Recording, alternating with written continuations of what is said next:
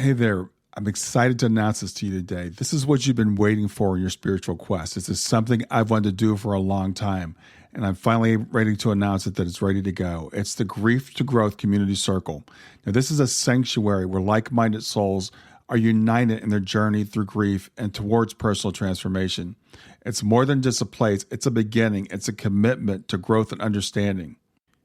Here you're finding not just a community, but you're entering a circle of trust and depth. You're going to engage with interactive coursework.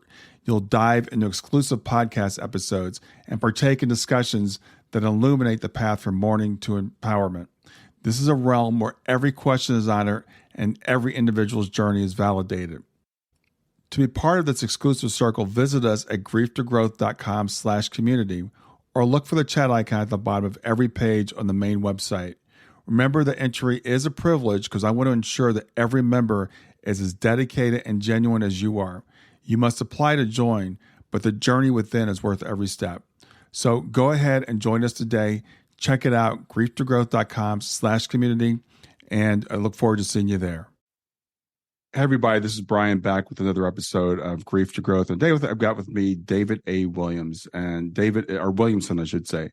David and I met a couple of months ago at the IONS conference in Washington, D.C., and I've been excited to have him on the program. Our schedules haven't worked out. It's been about 3 months since we met, but it finally worked out, and I'm really excited to talk to him today. That you're in for a great episode. So if you're new to Grief to Growth, we dive deep into the mysteries of life, death. We explore how those shape our experiences and our existence. And my name is Brian Smith. David is a native of Yanceyville, North Carolina. As I said, his name is David Williamson. He had a near-death experience that opened up new doors to realms of understanding of his life and being. And we're going to get really deep into some of those things today. Of what does it mean to be a human being? But as I said, he's a native of Yanceyville. He's lived a life deeply affected by identity confusion, by racial trauma, and by rigid ideologies that we all go through. But his near-death experience brought forth some profound realizations about life and existence, identity, and actually what it even means to be human. He found himself hovering above his body in his NDE. And since coming back, he's had a transformative process that he's been going through. So our subject today, our conversation will go through a range of thought-provoking topics that I'm sure you'll be interested in. So with that, I want to welcome to Grief to Growth, David Williamson. Thank you so much. Yeah, it was a pleasure meeting you at the conference, and I've been looking forward to further having dialogue with you since. So I'm happy to be here today. Yeah, we had some great conversations there in DC, and so we decided to do this. And like I said, our schedules have been busy, so I'm glad we finally get a chance to sit down and to do this. So in your bio, it mentions that you grew up in Yanceyville, I believe it was. So what was that like growing up there? Yeah, it was initially as a child, it was, idyllic. It was perfect. I had access to nature. I played in the woods all the time. I stayed in the woods. I used to dig holes trying to find treasures, and everything was magical to me as a child. I was happy to be alive. I was happy just walking through the woods. I was happy seeing animals, identifying animals. I had all kinds of books as a child to help identify edible fruits and plants and stuff. And I would, if I was with my cousins, I would be almost like a tour guide. See, these are called this. We could actually eat these. And my cousin made a joke about that recently. And but I just from childhood, I just enjoyed nature. And but in North Carolina, the town that I was in also had a lot of racial tension, a lot of old racial, orientations. My biological grandfather was a sharecropper, so it's my family is not even far removed from, those kinds of tense interactions, So even stories from my grandmother about life on the, sharecropping, and how the owner of the land would come around being very disrespectful, to the wives while the men were out in the field, and even trying to, sexually assault them while the men were out in the field. Yeah, and for people who may not know, let's talk about sharecropping a little bit, because some people don't know what that even is. Yeah, well, you get a plot of land. You're given promises about getting the land at the end of a certain amount of time. Most of the time, it never pans out. I think my family did get a little bit of land, out of it. but it's you just working land for someone else, and it's half a step out of slavery. That's It's like exactly it's what I was not. going to say. Is one step Yeah, removed from slavery. yeah, and my uncles all worked on that farm. So my cousins and I are the first generation, for all intents and purposes, that out of slavery, that Mm-hmm. had complete autonomy over what you wanted to do with your life. Mm-hmm.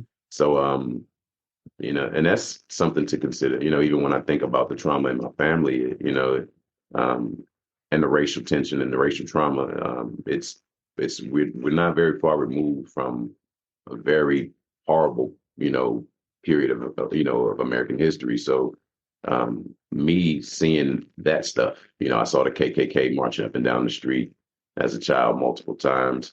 Um, that stuff is what kind of informed how I thought the race stuff was supposed to be dealt with. Mm-hmm. I just assumed they were going to hate me, and I guess I'm supposed to hate them back, and that's kind of, where my orientation towards race and race narrative and racial identity kind of was, established. And seeing the KKK and seeing the hate from both sides, like feeling all of that, I absorbed it all, and I don't even know if the people around me hated as much as I ended up hating people, Mm-hmm. and it just made me sick. Um, yeah, it made me sick. It disallowed me to even have connections with certain people. So Mm-hmm. whether it was white people, happy people, I didn't like happy people. I didn't like anybody, and it was just toxic. So Yeah, that I can relate to what you're saying. That the thing that we're taught, right? We're taught this is the way these people treat us. This is the way we're supposed to treat them, and so we take that on. And so my understanding from our conversations we had before is that you internalize a lot of that. yeah, yeah, and I carried it forward. It affected me. I would say in elementary school, I did have a couple white friends that I was close with. Mm-hmm. As we got older, though, I saw how the whole race, stuff affected them, and they weren't as they did not they weren't able to maintain those relationships as we got older. Like I Yeah. would see them out in public, and they would kind of be uncomfortable, and I could see that they were uncomfortable. So I would just kind of, yeah, take care and just kind of move on. But that just kind of because I'd already started reading and I was already kind of, in that hating stuff. So that just kind of was like, confirmation for me. Yeah. Mm-hmm. Even the good ones when we were kids become bad ones when they get adults. It was just all of it was just bias, all of the confirmation of my biases that I Mm-hmm. had been carrying all the time. Um, those things kind of hurt too. So um, yeah, I played sports, so and I was in Oklahoma at the time, so it was diverse somewhat, but I just did not allow myself to have close relationships with anybody, really, but definitely not with the white kids. Even white kids that I took now that I'm an adult and I've healed from a lot of that. People that I remembered from childhood that I knew that I actually cared about. I'm actually reaching out to some of them now, and just realize, and they are realizing or telling me that they saw the pain, they saw the depression, they saw it all, and I didn't realize how obvious it was even at that age. With Mm-hmm. some of my friends from childhood, like, oh, that's just David. Yeah. They Yeah. accepted me because I think that there was some good qualities, there, even amidst, even amongst the depression and the hate and anger. But most of my friends accepted me for who I am. And that's just David. Mm-hmm.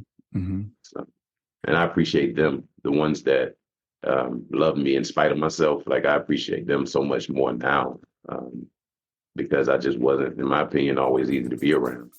Yeah. Yeah. So tell me about your NDE. What happened with that?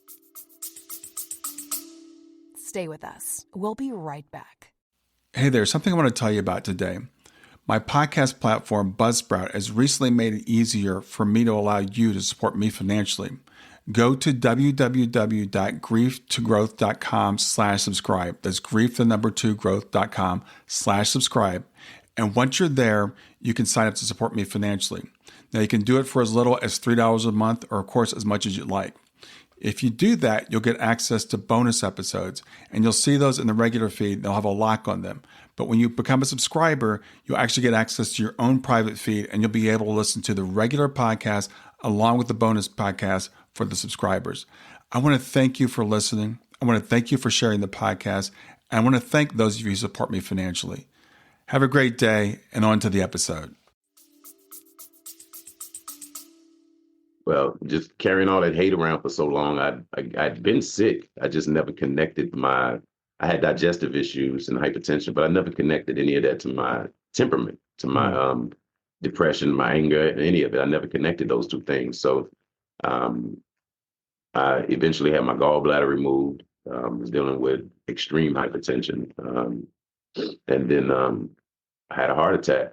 The valve ripped February 1st, 2017. And then 7 days later, I had the heart attack. And that's when I had the NDE. I was leaving work literally, and just thinking, telling people goodbye, see them tomorrow. Mm-hmm. And I felt just the change, like the rip. Before, I never felt the rip in my heart. I always felt it in my back and shoulder. So I never really connected it to my heart until that day when I started feeling that stinging in my heart and feeling my heart not beating properly. So I sat in the car for a while and trying to decide if I was going to call 911 immediately, or wait until I got home and see if it was still going on. And so I drove home and pretty much in cardiac arrest. And because I couldn't breathe hard. The breathing stuff wasn't as bad as it got later, but I was still kind of breathing deep to try to keep my breath. And so I got home and David, how old were you at the time? 39. Okay, yeah. So you're a young man. Yeah. Yeah. And so I get home, I eat a snack because it's kind of going up and down, like the symptoms are bad and then they kind of ease up. So I'm thinking maybe this will go away. Maybe I'm just hungry. Maybe I need a snack, Yeah. I eat the snack, just crazy, not wanting to assume the worst. Just like, I'll get past this. I'm always hurting anyway. I'll get past it. Right. And, but it didn't get better. I eventually called up to my son's mother, Trisha, and asked her to take me to the emergency room. She worked from home, so she was there, and she had already been aware. I made her aware that I wasn't feeling well, and she took me. And on the way, it started getting worse. I had to like really breathe deep in order to to keep my breath. Mm-hmm. And all that it really felt like, because I think some people, heart attacks, actually their heart made just the muscle seizes up, or and it's painful, like almost like a heart cramp, I can imagine, like I can only imagine how painful that could be. Mm-hmm. But my heart attack, or my heart, my cardiac arrest, or however it was, how it was described, was due to the valve ripping, the aortic valve ripping. Mm-hmm. So it's my experience of this heart failure was drowning. That's what it felt like. Mm-hmm. It felt like I was drowning, and ironically, I drowned at age 6 and had an NDE at age 6 that affected the depression and the sadness that I experienced from age 6 forward. So from 1 to 5, I was kind of happy. I had spiritual stuff going on. I was having lucid dreams and all this other stuff, sleep paralysis, and really just kind of a knowing that I didn't feel comfortable with. I prayed to God that and to ask God to stop me from knowing things that I wasn't supposed to know, because I knew things about people. I knew things that I just didn't feel like I was supposed to know. And sometimes it affected how I treated people. Like if I knew they were lying, if I knew they were lying, or if I knew that they were expressing an idea that wasn't consistent with who they are, I didn't take them seriously, even as a child. Even if I was supposed to respect them as an adult, if I knew that they were lying, it was hard for me to respect them as an adult, Mm-hmm. So I kept a lot of that stuff to myself. I didn't say a lot. My mother was aware, that I was different. And so she kind of, sheltered some of, like, she didn't let me get in too much trouble with the knowing and with the smart mouth, stuff that would come out because I knew something about someone. or she would downplay it. Oh, that's just David, or just kind of send me away if I said something, kind of inappropriate. Hmm. I remember saying something inappropriate once, and the person was like kind of taken aback, and my mom just shaking her head like, oh my goodness. But so at the hospital, when I get to the hospital, um, I'm and I'm going to come back to that because the 6-year-old NDE is Yeah, I don't want important. to come back to that. Yeah, for But sure. but when I get to the hospital at the 40-year-old NDE, I'm I'm pretty much fading. The guy's trying to get me to sign papers, and I'm frustrated with him. Have some words for him, and I apologize to him later. I cussed him out pretty good, but I apologized to him afterwards because I felt bad. Like I genuinely Yeah, felt I bad think you for had an excuse. yeah.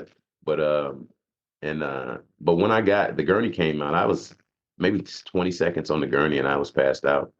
But as I was turning the corner to go into the room where they were going to be defibrillating, working on me, I saw the doors, and but I passed out pretty much as I saw the doors. Mm.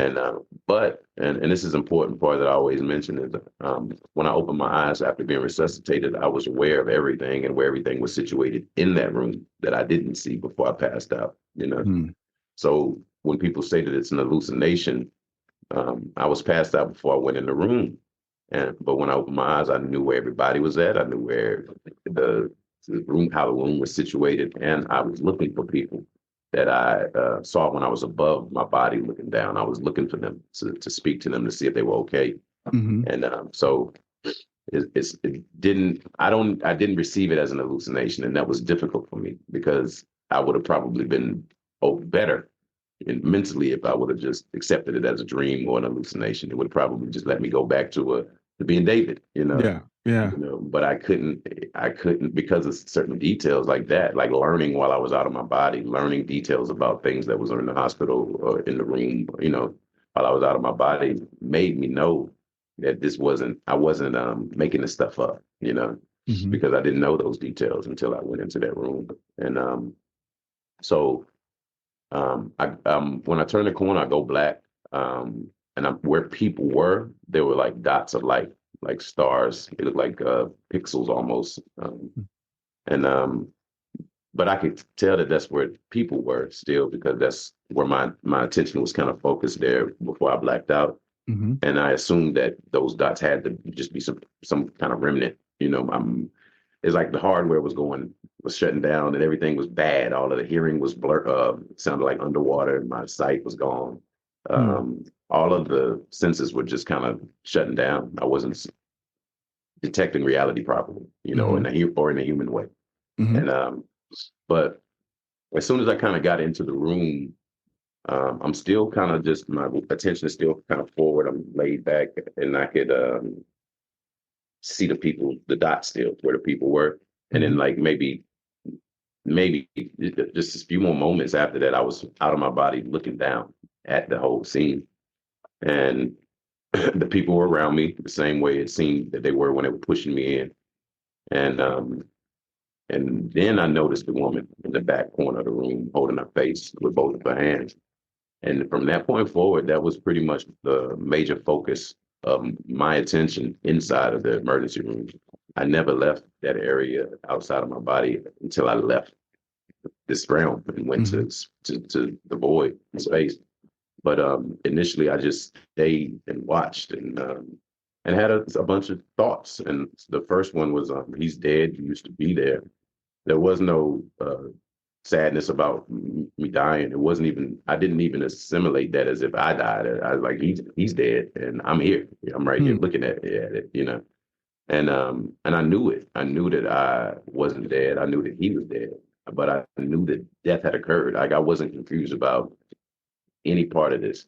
But Mm. when I looked at it, my body again, it said his body is dead, his mind is dead, his ego is dead.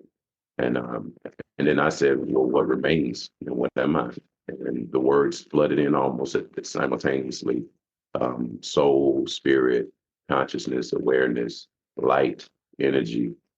Um, and that was pretty much it. And And there may have been like a couple more words, but they all were how humans refer to awareness or consciousness or soul or spirit. It was all of the words that all humans use, you know. Mm-hmm. And then the phrase that I heard was, "You killed yourself with your personality," and that hit immediately very hard because I could see my personality. I felt it. Like I felt the hate. I felt my personality in that moment. I remembered, you know, that's how I was. I was angry. I was depressed. Um, I hated people who hated me. I hated some people who didn't deserve to be hated, you know. Mm. And so I knew that those things are were what were being referred to when they said my personality. I killed myself with my personality. And so I still watched for a while, watched them defibrillate. I watched the woman in the back of the room. I was really concerned about. I wanted to tell her that nothing that I was experiencing was negative. It was all beautiful.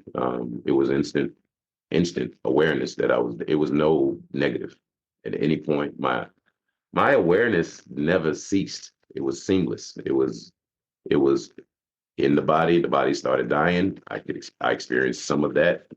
It wasn't pain, though. I didn't experience pain. I experienced some of that initially. The heart attack. There was some pain. I would just say more so just anxiety because I couldn't breathe, and then I passed out from lack of oxygen. It wasn't like passing out from pain at that point.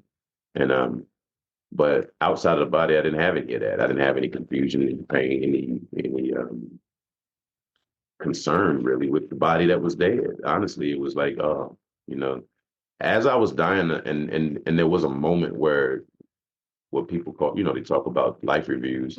I really didn't have one the way a lot of people describe, like the screams and Mm-hmm. like high tech. You know, I just considered everybody, and it was like almost like 5 seconds. I considered things that I had done that I left undone, Mm. and the effects that it had on people that I didn't realize that it had. Um, One thing I remember was it's just some people that I agreed to do things with. That after I agreed to do it, I kind of, you know, went on about my life and didn't really revisit it. You, what I realized in that is if you say you're going to do something, just do it because you might hurt the parties involved in ways that you don't even realize, you know. Mm-hmm. And so things, it was really minor things, you know, but minor in the living, but clearly not minor in the, you know, the energetic exchange because those things kind of stuck, you know, and I remembered some of them. Some of the things I were immediately reconciled. Like when I came back to my body, I had no more connection to it. Like I didn't feel guilty about any of it. Some of it is an opportunity to fix, and whether it's fixing with the other person or fixing inside of myself, I'm okay with either Mm-hmm. way, you know. Mm-hmm. But once I got to space, because at one point I just looked up, casually kind of looked up, and I saw the ceiling for a split second, and then I was gone. There wasn't any like a tunnel or anything like that. I was just immediately in the void, and this blackness was tangible, and it felt like I was moving through something that I was touching it and was enveloping me, you know, like velvet, you know, and but it was communicating. It felt alive. It felt like love. It was intense blackness, like whether your eyes are open or closed, it doesn't change. That's the kind of blackness it was. It doesn't change anything. You know, it's just black. And but I could feel things. I could see things faintly kind of come into my vision and then fade away. None of the words were really intelligible. I couldn't make out many words. A lot of images, everything would just kind of come and then fade away, like almost like smoke. But it felt like everything was there. It felt like all possibility was there. And it felt like love, the same way that people, you know, describe the light. It felt like love. It felt like home. It felt like it was important for me to be in that space, you know. And at some point, I was floating out of that space, and I could look down at it. And the behavior was similar as it was when I was in it, very responsive to me and my thoughts. But it was more obvious when I was looking down at it from above it that it really responded to my thoughts. Any moment where there wasn't clarity, complete clarity, I could just look in the void, and there would be a slight movement, maybe a slight color change. Nothing, no image that was clear, but instant clarity before the confusion was even articulated inside of me. The clarity I received it just staring into the void. And this in a similar way, that's how all of my learning occurred while I was out of my body and in space. Because as I came out of the void, I could see space, different aspects of space. I saw a star forming region and sacred space. Everything else that I saw, when I looked at it, the distance between me and it totally disappeared, and I was pretty much on the other side of it, looking back at it, and I knew what it was, and I was one with it, almost like it, like the space that I covered became part of my awareness. Like I knew everything that was in the space that I covered as I traveled around. Everything that I looked at, I understood what it was after the distance between me and it disappeared.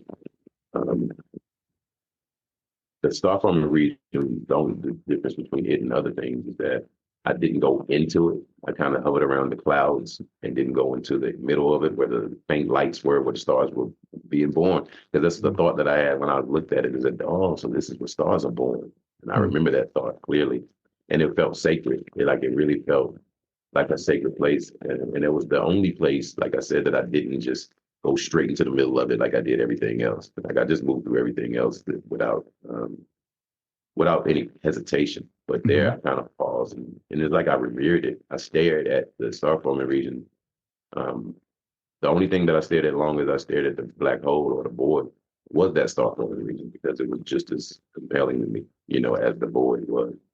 And but then I looked up into the right, and I could see the light. Speaking of people, many others, have experiences with when they have their MDEs, and it felt like love. It felt compelling. It felt, if I didn't move anywhere and I just stayed still, I could feel the pull of the light kind of pulling me in that direction.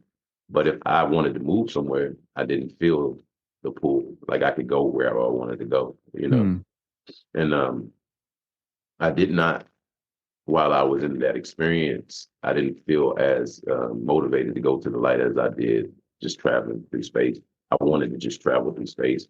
And that's pretty much what I did. I would look at something out in front of me, and then the distance between me and it would disappear. I would see something else, the distance between me, and I was just going. So what kind of things were you seeing? I saw a big rock. It looked like an asteroid. I mean, when I came back, I looked it up and said that it was probably an asteroid based on the description of it. But it didn't feel like, it didn't feel alive as other stuff. Like it felt like it was just a rock, or just nothing natural that it emanated the same love that everything else, So I stared at that for a while, and it was weird because it was red and it had a strange shape. Like part of it was round, but then it had like a band. I don't know if this came from just damage, slamming into stuff or, the elements or whatever. But it had like an area that was like a band that went like halfway around it. And it just kind of floated by. But I definitely was interested in it. I moved to it, and I turned my attention around, and I was on the opposite side of it, and I looked at it for a minute. And it just kept going by. And everything else was kind of like, if I saw a star or a twinkle or anything out in the distance, there's a bunch of space would disappear, and then I would be still in space, but just moving, just kind of moving through.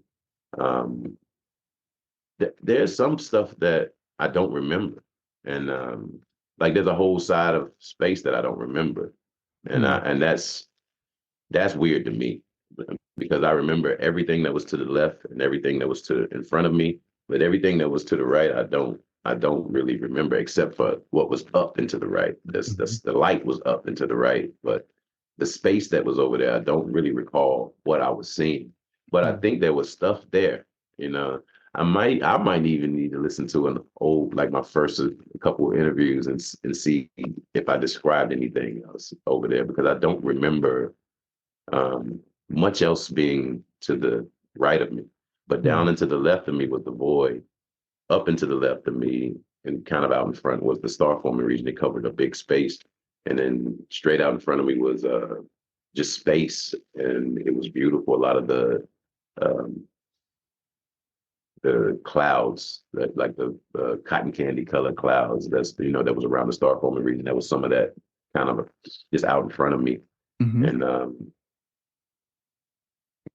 but yeah, I didn't other than just the space itself and just wanting to move through it, there wasn't a lot of other details. There wasn't a lot of I didn't see any other beings. I didn't have any other conversation with any other beings. It was all internal kind of dialogue is what it felt like. But everything I saw, I was like, it was like a moment, and then the distance between me and that thing disappeared. And but yeah, a lot of details it weren't. It was just love. Everything felt like love. I felt like I was a part of it. I felt like love. Yeah, and I felt safe. And I think that was the reason why traveling around was so I was enticed to do that, because I didn't feel like anything in that realm that I was in could harm me. Like I felt like everything was love. So I didn't have any hesitation to just go and not even take note of what I was, where I was at or where I needed to go back to. I just left and just started traveling. But I kept my attention kept it kept being pulled back into the room to the woman that was holding her face, and every time it did, it would go like there was a point where I was looking at the light, and then I would go back into the emergency room, and when my attention went from the light through myself back into the emergency room, that's when I saw that I was just an orb of light, and because everything that I could see when my attention was moving back, it eventually went back through the angle that, through me back to the emergency room. And it was just an orb of light. And that's, that's what really changed how I view reality. Now I view myself, whether I'm in a body, out of the body, I'm that orb of light. And that orb of light was perfect. It was not confused about this human experience. I really didn't even remember the specifics of my human experience until I looked back into the emergency room and saw that woman. And then, even then, I didn't remember David. I remembered wanting those people to be okay from seeing David die, but I wasn't remembering looking back into the emergency room saying, oh, that's where I died at. Oh, what was me? I'm dead there. It was no thoughts like that. It was just concern about the people that were sad that I was dying, and that was it. But the last time that I was kind of in front of the woman, kind of just wanting her to hear me telling her that this was a beautiful experience, just looking at her, I got resuscitated. And when I got resuscitated, I just blurted out. I was immediately very lucid. Like I wasn't groggy or anything. As soon as I opened my eyes, I lifted and I looked for her, and I was like, "Are you okay?" And the people that were resuscitating me were looking at me like, "Hey," And I looked at the guy that was holding the defibrillator pads, and I said, "Are you okay?" And because he looked really distressed and concerned that I was not gonna make it, and he cut me off and he was like, "No, are you okay?" And then a voice from the right said, "You didn't feel that?" And I was about to say, "Feel what?" But when I looked down, I could see this gel, like a gel, like a rectangle of gel with the indentions from the defibrillator pad on that gel. And it's like a pad on my chest.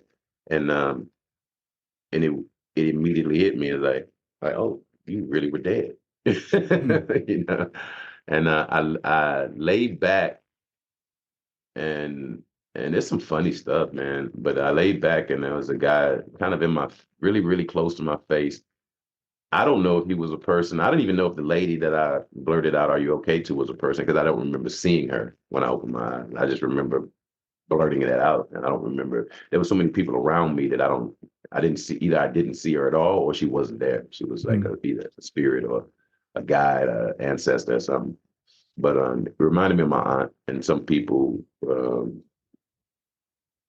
you know, seem to think that it was my aunt.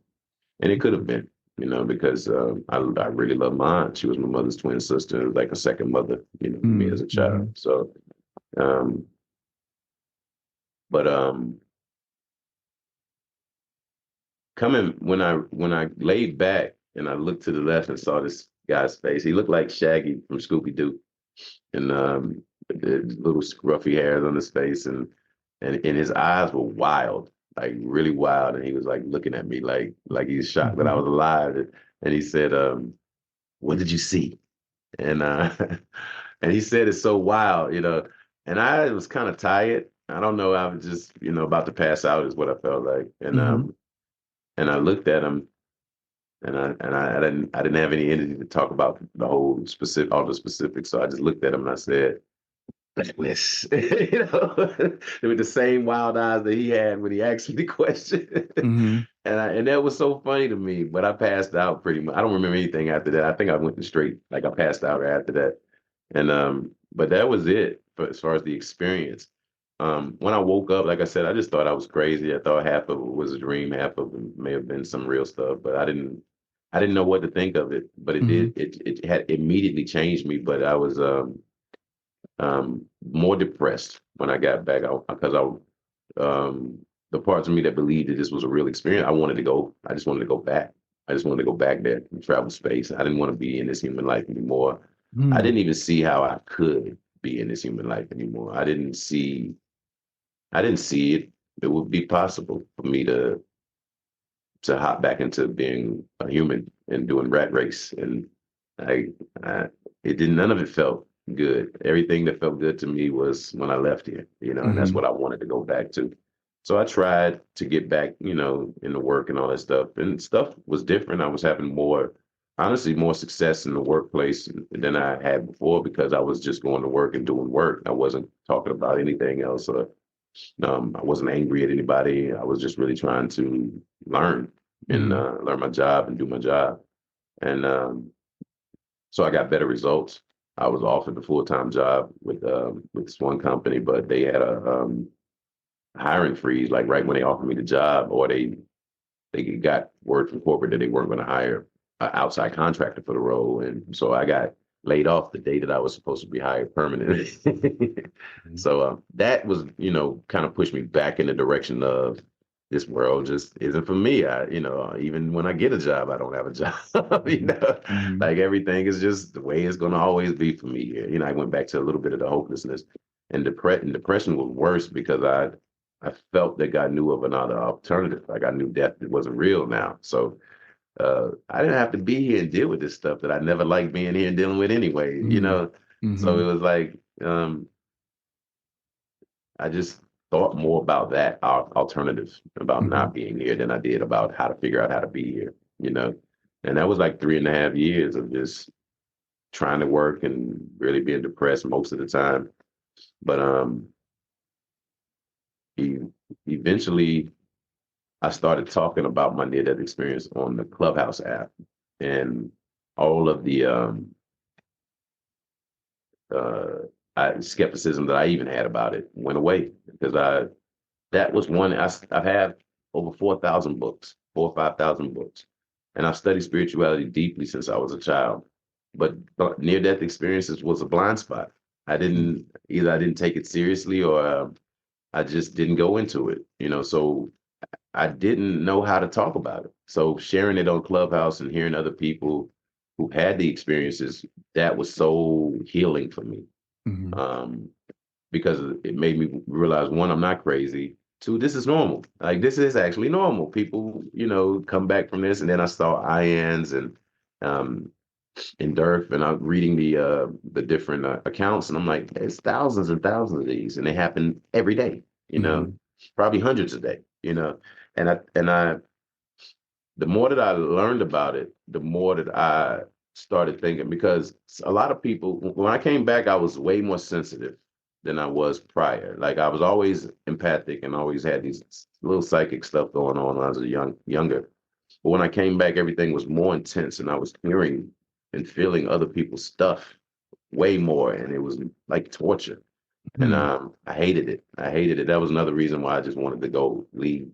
And because I never liked being an empath in the first place. I stayed in my cave. Like I didn't even interact with people, but I felt people deeply. And part of the reason why I stayed in my cave was that most people felt like confusion and anxiety and stuff that I didn't want to feel, Yeah. So I stayed away. But I realized after the NDE and feeling the people so much more deeply that that's the opposite of what you should do when you're an empath. As an empath, you have to be amongst the people to feel what's happening. Like, I'm a reflector as well in human design, so and I might be on the spectrum, definitely now, but before I might have been slightly on it. Now it seems like my orientation towards the things that used to give me nervous system triggers, it doesn't happen the same way. I don't think that I'm completely unemotional or passionless, but it doesn't drive me the way that it used to. Emotions and feelings and passion don't. I consider them now versus being led by them. I just consider them. I don't feel the same way. And I think that for me, that was a more important part of the experience than the gifts, because I had the gifts as a child that I asked God to take them away because they were just kind of distracting and scary for a kid who didn't have anybody around explaining what that stuff was, Right. But so I didn't care about the fact that my quote unquote gifts were intensified. I wanted to know what happened to me. What was wrong with me? Is there something wrong with me? But because I knew that there was a difference, and it was a drastic difference. And so I wasn't just going to say, well, to get the difference, I got gifts and I'm going to share with the world all these gifts that I have, without understanding what happened to me and the difference, the changes, the juxtaposition, the opportunity that I have to do and be something different, without understanding any of that, without understanding perhaps that there may have been some brain damage that could have influenced the changes inside of me, without talking myself through this, without considering my own sanity, without considering all of it. Like, I don't think I would have been able to land the way that I am landing, because I haven't landed. I'm not, nothing's fully settled. Like, I feel like a different person almost every day. And that's hard, but I think what keeps me tethered to this experience in a beautiful way is now I have hope, whereas I didn't have hope before. Now I see possibilities for a beautiful future for humanity, whereas I didn't see that before. And to go back to the drowning at 6, after I drowned at 6, I was having visions of a timeline where there was just a lot of death, human roadkill. Like that's nobody responding to it. Like, I saw this vividly as a child at age 6 after I drowned. And I also had memories of being in Hiroshima and Nagasaki during the bombing. And so I had all my life extreme anxiety about nuclear war, and to the point where I was a teenager studying alternatives to uranium because I felt like it was too unstable and it was too difficult to get rid of when we're done with it. And I started reading about thorium and how it was a safer alternative. And I'm a teenager concerned about nuclear, energy. And it was because of this memory at age 6 of being in Hiroshima and Nagasaki and being very concerned about that. Even now, that's a concern of mine, but it's not, my nervous system isn't attached to it, the way that it was before. So when you were, thank you for sharing that. That was it's amazing. So I appreciate you going into detail and telling us about tying in with the experience at 6. So some questions about your experience. So you were the void sounds like it was not a scary place. It was a great, loving place that was giving you feedback and being responsive to you. But when you saw the light, you said it was kind of gently pulling you, but did you feel any like, I want to go to that? Because it sounds like you really kind of didn't. Stay with us. We'll be right back. Hi there. I'm really excited to tell you about my latest ebook. It's 4 lessons that you can learn from the near-death experience without going through all the trouble of dying to learn them. I've been studying NDEs for several years now. I am completely convinced that not only are they 100% real, but that there's some very universal wisdom that we can get from the near-death experience. And I've distilled that down in this book into 4 short lessons. And I've also given you all the reasons why I believe that NDEs are absolutely real.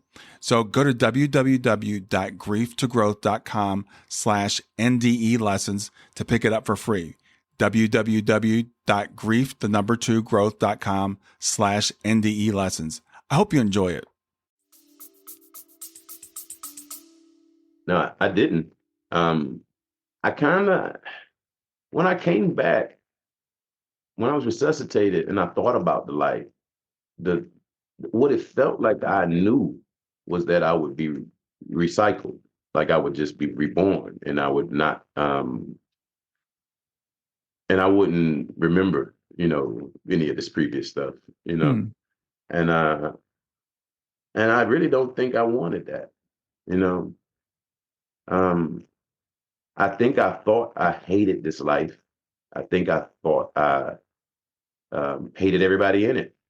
But when I was dead, I was concerned about people in the emergency room, a Black lady and a white guy, and more so than just traveling through space. And I was enjoying that more than anything I've ever done in my life. But I was so concerned about these 2 people that I think I made the choice of wanting to come back, just in expressing that concern, for these people.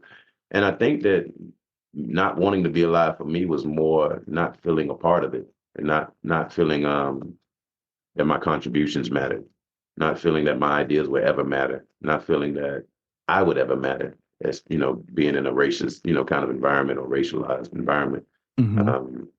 I never felt that I would matter. So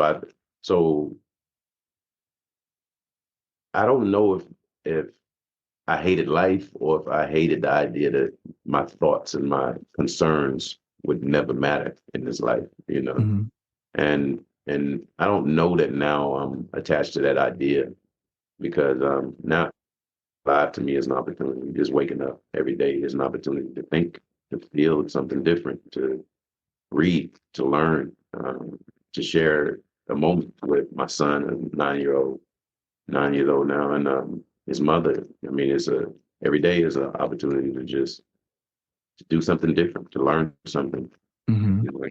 So, and I didn't have that orientation before. Every day was like torture to me before. So I another question I had, because you were talking about moving through space, and this is something that's always fascinated me. I hear some people say, on the other side, there's no time or there's no space. And I've heard, time time is kind of defined by space. So time is like how long it takes us to traverse a amount of space. Yeah. So does that somehow relate to what you were saying? Like, I would just see something and I would be there? Yeah. There was it didn't take any time for me to go from one place to another. It was, if I saw it, and I was going to be there split second. And every time that I said I was there. Every time I said everywhere I looked and I said I was there. There was no period of time. There was no time lapse. It was just I could see this. If anything, in the beginning of the movement, it almost seemed like some warp was happening, but that was so fast that's not all it was, is an instant being there. As far as the experience of it, it was just instantaneous being there, But there was an initial movement in that direction that I could sense. And in that split second, you could see reality kind of bending or shifting and just speeding up. But then that's gone, and then you're just at the next place. Yeah. Yeah. So what are your thoughts about what awaits us on the other side? Your experience was traveling through space. You said you felt like if you went to light, maybe you'd be recycled. So what are your thoughts about death now? And what choice would you make? Would you go toward the light or travel around space? I don't know. I think I have some time here remaining, Mm-hmm. and depending on how well I live, how well I accomplish the things that I think about now, it'll determine how fast I want to be back here, you know. Um, but I think I want to live again. I would probably go to the light now because I have hope for humanity and I want to participate in the story. Hmm. So um, I don't really think for me there's anything else for me to participate in. I want to help humanity. I want to help this system. Um, I think this system is beautiful and it deserves, we deserve it. We deserve to be able to come here and access this life, this experience. And sometimes the thoughts that I feel, some things that I feel is that if we don't behave better, then we jeopardize the possibilities of this system, you know. And I just want us to behave better so that this system and all of the possibilities that exist in it, if you don't have the opportunity to experience anything at all, even waking up and crying is an experience worth having, you know. So if we totally compromise this system, we won't even get to experience heartache at all. We don't get to experience anything, much less love and all of the good possibilities that exist here. But experiencing these things, to me, when you are something infinite that don't have to experience anything specific, is really an opportunity. You know, as an awareness, as a soul, as a orb of light, I could have experienced it a lot more, than just being a human being, just feeling one emotion. Uh, that was awe inspiring to me in that state. But in this state, giving somebody a hug and feeling loved is awe inspiring, and that alone is stuff to wake up for. That alone is stuff to want to preserve the system for. And we focus on the negative. I focused on the negative 40 years of my life. And I ignored so much beauty that happens here all the time, every day. In my mind, in my body, beautiful, amazing things are happening. But I'm only putting my attention on the things that bring me, you know, misery. Mm-hmm. And then I blame reality for being miserable, you know.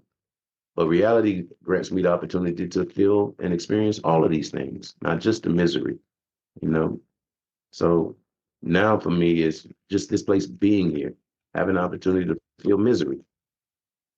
I want it. I want it to be here. And not just for me. I think I've come to understand stuff in a different way to where I don't really desire it for myself the way that I desire it for just soul, because we're one and we're supposed to be able to move and learn and grow and evolve. And this is just one place for us to do that. And I don't think we should carelessly deal with this experience, you know. So, what are your thoughts about? And you kind of covered it a little bit already. What is the purpose of coming into this existence, this density that we live Mhm. in, and with all the trouble and stuff, and because like you said, as an orb of light, which I want to talk about that a little bit too, what that really means. But why does that orb choose to come here? I don't know. I think a lot of people, I've read a lot of explanations. I hear people speak very confidently and conclusively about whys, and I don't have those Mm, comfortable, confident conclusions about reality. I think that everything's a possibility, but I think that that's why we come here, is because everything's a possibility mhm. here, tangible. There's a tangible possibility for anything to happen here. Whereas there, it's it's an instant. It was instant satisfaction of those tangible opportunities. Mhm. There was no experience. You understand what I'm saying? Yeah. It was just instant satisfaction of having the experience. Whereas here, you actually have the experience. So, Okay. so for me, I think just from detaching my trauma and narratives and identity stuff away from my experience, everything that I did here led me to this level of understanding of reality and this level of appreciation for reality, this level of love for this entire system and the experiences that are possible within it, be they war, be they love, be they peace, whatever they are. Mm-hmm. We are creating reality here, and we seem to want war. So until we don't want war anymore, it's going to still be here. But that doesn't have any implications on what's possible in terms of the beauty of this experience. What that speaks to is us. It's some of the human nature stuff. You know, Yeah. anxiety. You have anxieties and you have hunger and you have all these other things, and it might lead to behaviors. Dealing with your neighbors that ain't really the best behaviors. You Yeah. know, we have all of these drives in us that make up stories, and it doesn't always lead to good conclusions. That's why a lot of the times now I literally say I don't come to conclusions and I don't share conclusions and I won't give anybody any conclusion Mm. because you are the creator of your experience here. And for me to give you a whole lot of conclusions is denying you that. Yeah. Good observation. So how before you had your experience, you said you had this anger and resentment and stuff, and then you came back and you had depression, I guess, because a lot, and that's very common. People don't know when people have NDEs. Sometimes coming back to the body can be hard. How do you feel now in terms of that anger that you had? How is David different now than before? I don't carry the anger. I, when I'm passing people now, uh, I just feel them. I just feel them. I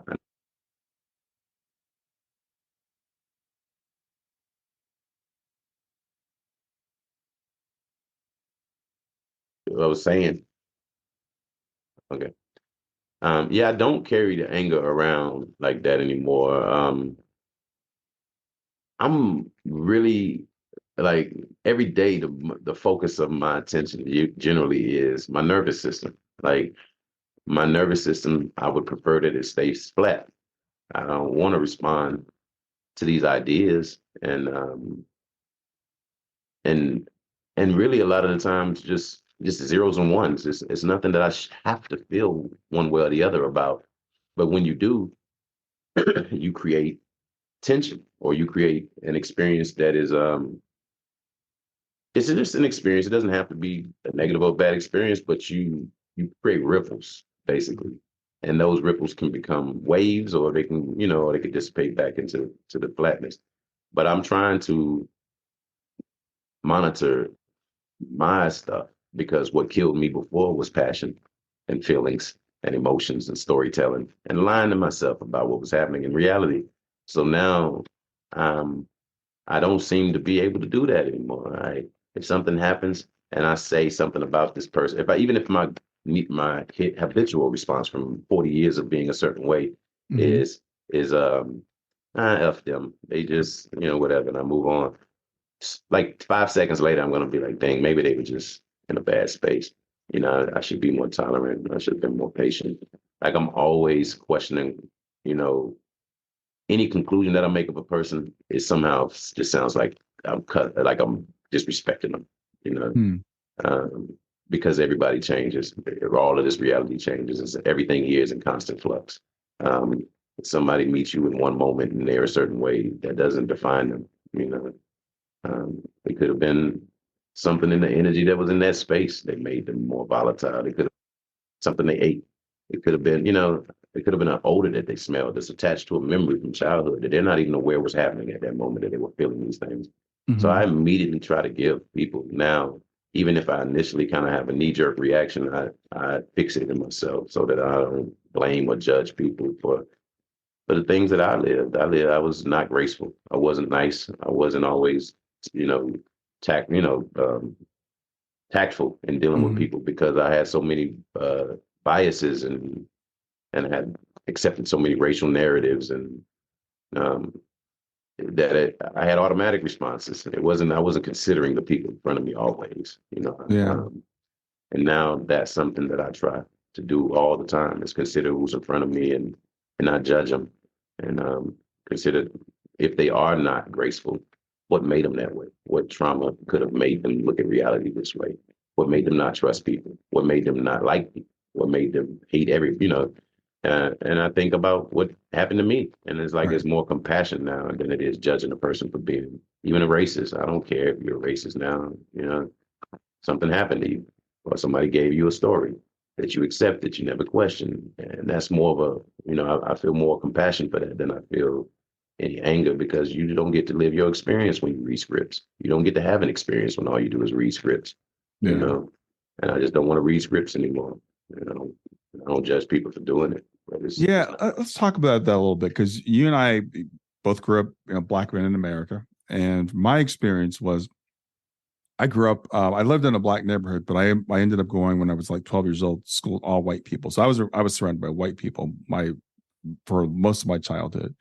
And so I tried to ignore race. And I remember when I was in my early 20s talking to like my girlfriend at the time, and she's like, why do you try to act white? Because I was listening to white music. I just was immersed in that culture, right?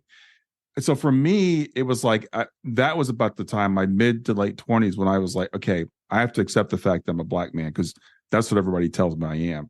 Because I felt like the opposite, I think, of the way you did growing up. I'm like, I'm just Brian. I don't want to be this. I don't want to identify with this. But now I'm like, this is how everybody views me. And I'm like, so that's who I am while I'm in this body. So how do you feel about like the body and this whole race thing that we've got going on? Yeah. I mean, I don't deny the fact that I'm a Black guy. It's hard to to overlook it. But but what I experienced, as an orb of light and the peace that I experienced, the clarity that I experienced, it would be, I don't know, it would be wasting this the opportunity to learn reality as close to purely as possible for me to hop back into this body and say, I'm not interested in learning reality as purely as possible. I'm interested in fighting white people. I'm interested in sharing narratives with Black people that would only make them hate white people and hate being alive. Like I hated being alive. I didn't see goodness in my community as much. I saw us having fun and laughing and loving, and those are the things that sustained me. When I was the most miserable, is that I could actually go to some of my friends' house and laugh, and tell jokes, and we still tried to make good even in the bad, And so that I appreciated that about my culture and my people, but I wanted things to be better for us, and if it wasn't going to be better for us, I didn't really, I was angry about that. And then even the people a person that might have called you a sellout, right? Mm-hmm. In my opinion, they were a sellout because they weren't angry about nothing. If you're not angry about what's happening to Black people, to me, you were a sellout. I didn't care as much about uh, your disposition as I did about how you felt about Black-white issues. If you could articulate that these things bothered you or concerned you or angered you, then I probably would accept you regardless, of your history or your past. But because that was all that I was focused on was the Right. Black white stuff. It was I I I wanted to fix the Black world. I wanted to fix problems for Black people wherever we were on the planet, and I blamed white people for all of our problems. And and and when you look at history, I was digging through history. I had a bias, so everything I was seeing was just confirming bias. But there are a lot of historical records of just very vicious behavior, so Yeah. it buttressed my hate, it buttressed my position, it buttressed my bias. But so what I try to tell people now is that when I was angry and I hated people so badly, I was also slightly out of my mind. I, Mm-hmm. I couldn't focus. I couldn't create stuff, build.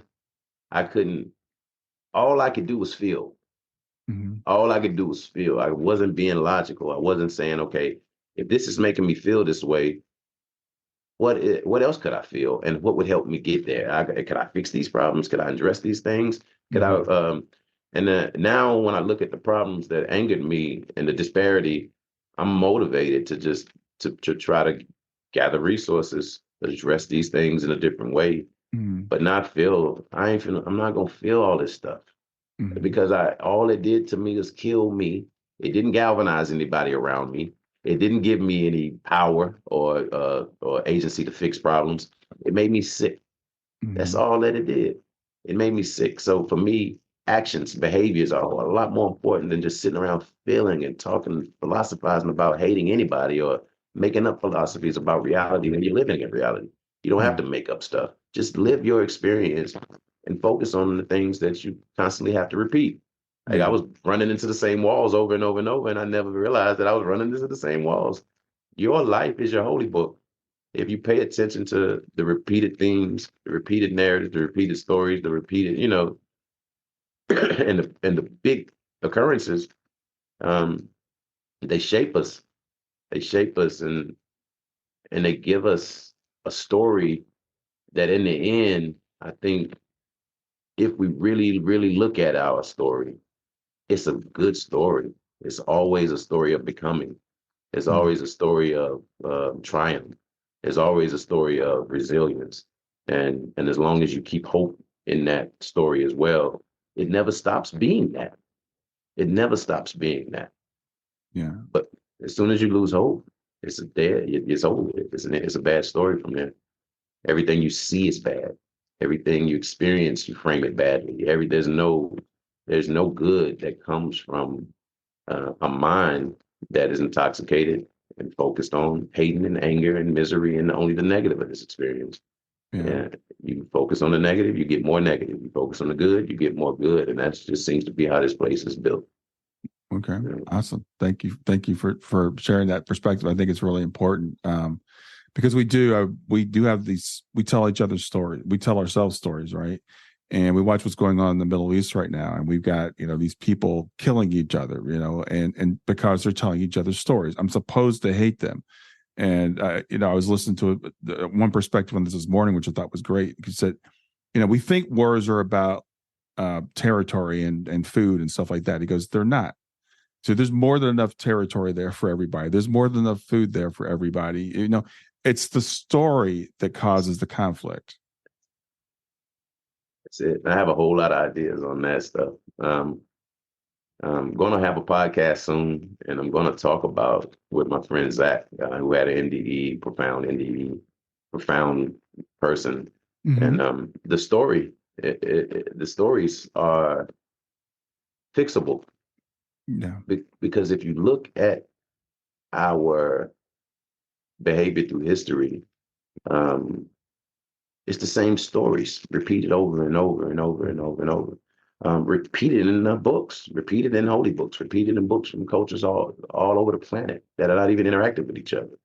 You know, um, and a simple way to articulate it would be just the tale of two brothers. There's an ancient Egyptian story that's literally called the tale of two brothers, Mm-hmm. but Sumerian story of Enki and Enlil and the prodigal son, um, uh, Cain and Abel, Mm-hmm. um, Solomon and Alamanajai. I can't even say his name, Uh-huh. but his brother that tried to take his throne. Um, it's the same story over and over and over and over and over and over and over. And if we tether that story back to the original intention versus tethering it to a centric narrative about a group of people that's special or chosen or different, then we could put the truth of the story back into its original framework, which included 8 billion plus human beings, not 144,000 or whatever number we think. Those Right. things are symbolic. Those things and then you got to think about the population of the planet in ancient times in comparison to now. Perhaps there might have 144,000 probably could have been 90% of the population of the Right. planet. You Right. understand? Right. And I don't know, but I'm just saying that sometimes we take our emotional attachment to the stories, our the way that it's been told to us by parents and family, and we're supposed to be attached to these stories. And we don't put ourselves into these stories, you know. And if we put ourselves into these stories, it's just human beings interacting the same way we're interacting now. Mm-hmm. A lot of foolishness, a lot of ego stuff, a lot of, a lot of centering personal ideology and identity stuff, and saying that love, and it's easy for us to imagine how love applies to everybody that's in our circle, that looks like us, that thinks like us, that feels like us, and all this other stuff. But when you can't apply that same love and all these beautiful qualities that you can apply within your circle, if you can't apply those same things outside of your circle, then you're part of the problem. You know, if you're in a circle that says that the only people in this circle are chosen, you're part of the problem. That's a war. That's a violent thing to say. Mm-hmm. To say that I love only people in this circle, everybody outside of me are either sheep or expendable, Mm-hmm. or not under God's law even. Mm-hmm. That can inspire all manner of wild human behavior, you know. Yeah. And everybody feels that way. Everybody feels that their circle is the circle that God is behind, and all of their behavior is justifiable because God is on their side. Yeah. And that's just not true. We're living how that's ridiculous. Yeah. And you and I are talking about applying this to race, but we can apply it to gender. We can apply it to political party. We can see it going on right now in our own country, neighbor against neighbor, because they're red and I'm blue. Yeah. And it's ridiculous. If you know love, it doesn't change whether you go out of your circle into another circle. Love is love, And if your love doesn't work that way, then you don't know love. Yeah. If your love only works within one circle and doesn't work within the entire framework of humanity, you don't know love. And David, thank you so much for doing this today. It's been. I'm glad we were finally able to catch up and do this. You could share your perspectives with us. You're obviously very intelligent, very well thought person, and I know I love what you said. Like, I'm still changing, right? I'm still landing, because none of us has landed. That's why I think that's why we're here. We're here to grow and develop, and I'm glad to see what you're doing. It's really awesome. I really appreciate that, man. I definitely feel that I'm still landing, and I think that's why my focus is where it is. I want to help people ground these wild experiences and integrate them in ways and integrate them back into reality. Mm-hmm. And because that's how I think the NDEers are going to help, is by integrating back into reality, not by staying out on the fringes, and speaking about things that are above the average person's head in a way that's above the average person's head. We have to learn these concepts, become these concepts, so that just walking past a person changes them. Like, we have to embody this stuff. Yeah. And the NDE experience, as tragic as they are for a lot of us, they do grant us that opportunity. Yeah. I've met a lot of you guys, and I met, at IANS and stuff. And I know it's hard. I know it's hard being an NDE or living in this world. Sensitivity, being an empath, sensitive to energy, stuff like that. And so I could see it'd be really easy to say, I want to close off and not feel all the crap that the rest of us put out. Yeah. So I appreciate people like you, stepping up and delivering the message to us. I think it's really needed. Yeah. Yeah. We need to ground all of these lofty spiritual concepts back into reality, back into our society. We need to live this stuff. Let me know when you get your podcast. I'll be happy to have you back and talk about it. Okay, I would definitely let you know. It's gonna be soon. We been in the planning phases, and we've had a few bad starts, and then we just go back to the drawing board and okay, let's start again next week. Yeah. Yeah. But we're gonna get it. We're gonna get it. All right, man. Well, enjoy the rest of your day. You do the same, and thanks again for having me. Bye. Bye-bye. Hi there. I hope you enjoyed this latest episode of the podcast, and I'd love to hear your thoughts. What questions came up for you? What did you like about it? What didn't you like about it? I invite you to visit us at grief2growth.circle.so. That's grief2growth.circle.so to continue the conversation with me and with other listeners. It's a space to sound off, to share reactions, and to go deeper into the topics from the show. I look forward to chatting more, and I hope to see you there.